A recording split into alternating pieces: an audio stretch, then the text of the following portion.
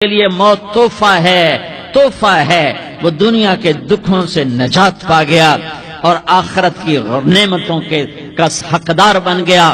تو فرعون کی باندی نے کہا، فرعون یہ تو میری دو ہیں، اگر میرے پاس اور ہوتی، میرے پاس 100 ہوتی تو میں 100 بھی اللہ کے نام پہ قربان کر دیتی۔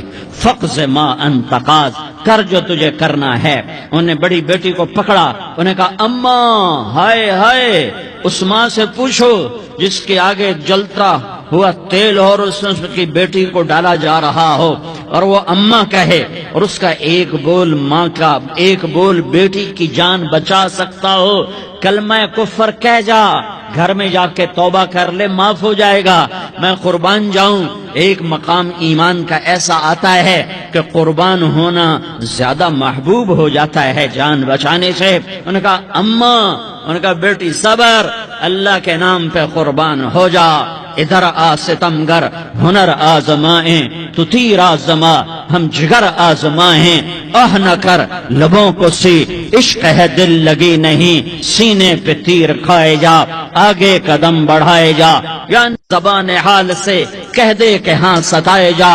ہاں عشق کی آگ ایسے ہی بھڑکتی ہے، شمع ایسے ہی فروزاں ہوتی ہیں، یہ کمکمے تو بجھ جاتے ہیں، لیکن یہ ایمان والے جو شمع جلا گئے یہ آج تک روشن ہیں، جن کی روشنی میں چلنے والوں کو راستہ مل رہا ہے۔ انہیں بڑی بچی کو پکڑا، ٹانگوں سے پکڑ کے یوں ڈالا، وہ ہائے کرتی گئی اور وہ چٹک گئی اور وہ جل گئی اور وہ بھن گئی مچھلی کی طرح، تلی گئی مچھلی کی طرح۔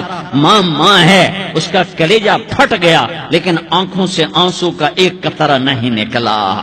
صبر دیکھنا ہو تو اسے دیکھو، صبر پڑھنے سے نہیں آتا، اسے دیکھو ایک قطرہ نہیں نکلا تو اس نے کلیجہ پھٹ گیا۔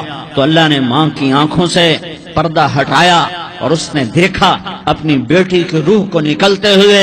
بیٹی کہہ رہی اماں صبر کرو، ابھی جنت میں اکٹھے ہو جائیں گے۔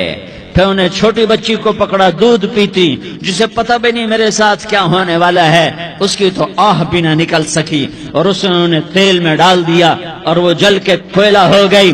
ماں کی آنکھوں سے پردہ ہٹایا، اللہ نے ماں نے بچی کی روح کو نکلتے دیکھا کہ اماں صبر ابھی اکٹھے ہو جائیں گے۔ کہ جب اس کو پکڑنے لگے تو اس نے کہا فرعون میری ایک خواہش پوری کرو گے؟ کہ کیا؟ کہ جب مجھے بھی جلا دو تو مجھے اور میری بیٹی کی ہڈیاں باہر نہ پھینکنا، ہمیں کٹھے کہیں دفن کر دینا، کٹھے کہیں دبا دینا۔ فرعون نے کہا